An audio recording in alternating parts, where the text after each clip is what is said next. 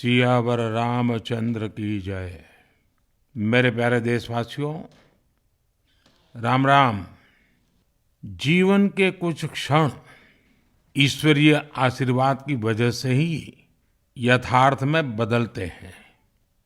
आज हम सभी भारतीयों के लिए, दुनिया भर में फैले राम भक्तों के लिए ऐसा ही पवित्र अवसर है। हर तरफ प्रभु श्री राम की भक्ति का अद्भुत वातावरण, चारों दिशाओं में राम नाम की धून, राम भजनों की अद्भुत सौंदर्य माधुरी। हर किसी को इंतजार है 22 जनवरी का, उस ऐतिहासिक पवित्र पल का। और अब अयोध्या में रामलला की प्राण प्रतिष्ठा में केवल 11 दिन ही बचे हैं। मेरा सौभाग्य है कि मुझे भी इस पुण्य अवसर का साक्षी बनने का अवसर मिल रहा है। ये मेरे लिए कल्पनातीत अनुभूतियों का समय है। मैं भावुक हूँ, भाव विह्वल हूँ। मैं पहली बार जीवन में इस तरह के मनोभाव से गुजर रहा हूँ। मैं एक अलग ही भाव भक्ति की अनुभूति कर रहा हूँ। मेरे अंतर मन की ये भाव यात्रा मेरे लिए अभिव्यक्ति का नहीं, अनुभूति का अवसर है। चाहते हुए भी मैं इसकी गहनता, व्यापकता और तीव्रता को शब्दों में बांध नहीं पा रहा हूं। आप भी भली भांति मेरी स्थिति समझ सकते हैं।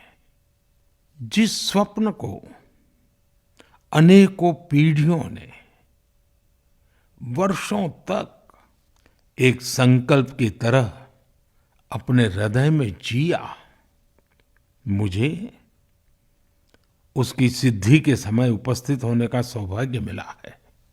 प्रभु ने मुझे सभी भारतवासियों का प्रतिनिधित्व करने का निमित्त बनाया है। निमित्त मात्रम भव सव्यसाचिन। ये एक बहुत बड़ी जिम्मेदारी है। जैसा हमारे शास्त्रों में भी कहा गया है, हमें ईश्वर के यज्ञ के लिए, आराधना के लिए स्वयं में भी दैवीय चेतना जागृत करनी होती है। इसके लिए शास्त्रों में व्रत और कठोर नियम बताए गए हैं, जिन्हें प्राण प्रतिष्ठा से पहले पालन करना होता है। इसलिए आध्यात्मिक यात्रा की कुछ तपस्वी आत्माओं और महापुरुषों से मुझे जो मार्गदर्शन मिला, उन्होंने जो यम नियम सुझाए हैं, उसके अनुसार मैं आज से 11 दिन का विशेष अनुष्ठान आरंभ कर रहा हूं। इस पवित्र अवसर पर मैं परमात्मा के श्री चरणों में प्रार्थना करता हूं, ऋषियों, मुनियों, तपस्वियों का पुण्य स्मरण करता हूं और जनता जनार्दन जो ईश्वर का रूप है, उनसे प्रार्थना करता हूं कि आप मुझे आशीर्वाद दें, ताकि मन से, वचन से, कर्म से मेरी तरफ से कोई कमी ना रहे। साथियों, मेरा ये सौभाग्य है कि 11 दिन के अपने अनुष्ठान का आरंभ मैं नासिक धाम पंचवटी से कर रहा हूं। पंचवटी वो पावन धरा है जहां प्रभु श्री राम ने काफी समय बिताया था। और आज मेरे लिए एक सुखद संयोग ये भी है कि आज स्वामी विवेकानंद जी की जन्म जयंती है। ये स्वामी विवेकानंद जी ही तो थे जिन्होंने हजारों वर्षों से आक्रांतित भारत की आत्मा को झकझोरा था।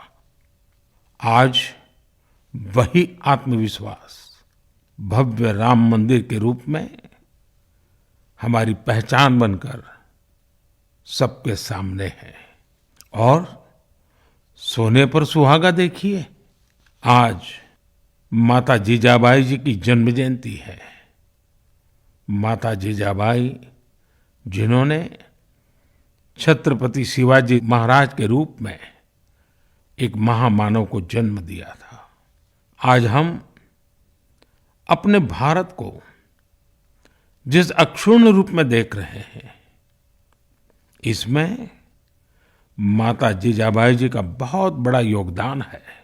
और साथियों, जब मैं माता जीजाबाई का पुण्य स्मरण कर रहा हूं, तो सहज रूप से मुझे अपनी माँ की याद आना बहुत स्वाभाविक है। मेरी माँ जीवन के अंत तक माला जपते हुए सीताराम का ही नाम भजा करती थी।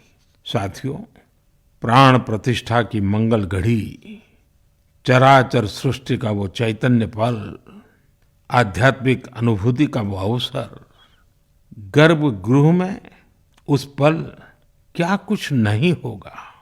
साथियों, शरीर के रूप में तो मैं उस पवित्र पल का साक्षी बनूंगा ही, लेकिन मेरे मन में, मेरे हृदय के हर स्पंदन में 140 करोड़ भारतीय मेरे साथ होंगे। आप मेरे साथ होंगे, हर राम भक्त मेरे साथ होगा, और वो चैतन्य पल हम सबकी साझी अनुभूति होगी।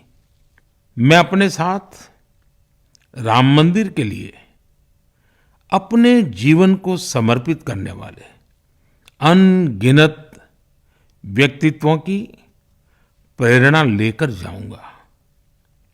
त्याग तपस्या की वो मूर्तियां, 500 साल का धैर्य, दीर्घ धैर्य का वो काल, अनगिनत त्याग और तपस्या की घटनाएं, दानियों की, बलिदानियों की गाथाएं, कितने ही लोग हैं जिनके नाम तक कोई नहीं जानता, लेकिन जिनके जीवन का एकमात्र ध्येय रहा है भव्य राम मंदिर का निर्माण।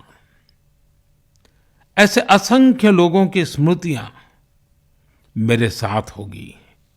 जब 140 करोड़ देशवासी उस पल में मन से मेरे साथ जुड़ जाएंगे, और जब मैं आपकी ऊर्जा को साथ लेकर गर्भगृह में प्रवेश करूंगा, तो मुझे भी एहसास होगा कि मैं अकेला नहीं, आप सब भी मेरे साथ हैं।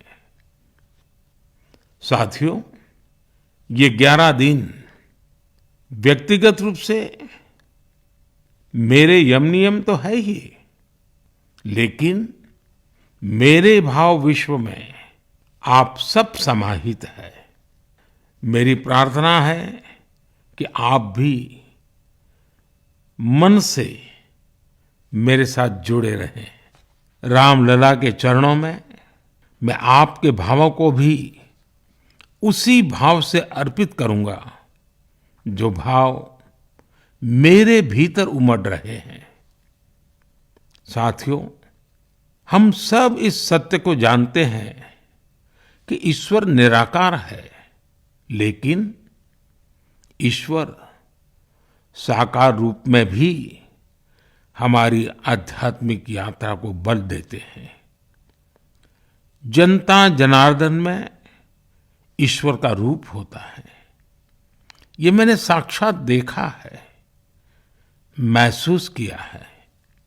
लेकिन जब ईश्वर रूपी वही जनता शब्दों में अपनी भावनाएं प्रकट करती है, आशीर्वाद देती है, तो मुझ में भी नई ऊर्जा का संचार होता है।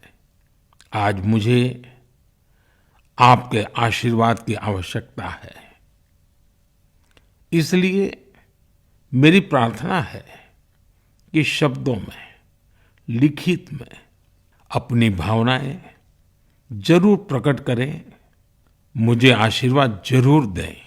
आपके आशीर्वाद का एक एक शब्द मेरे लिए शब्द नहीं, मंत्र है।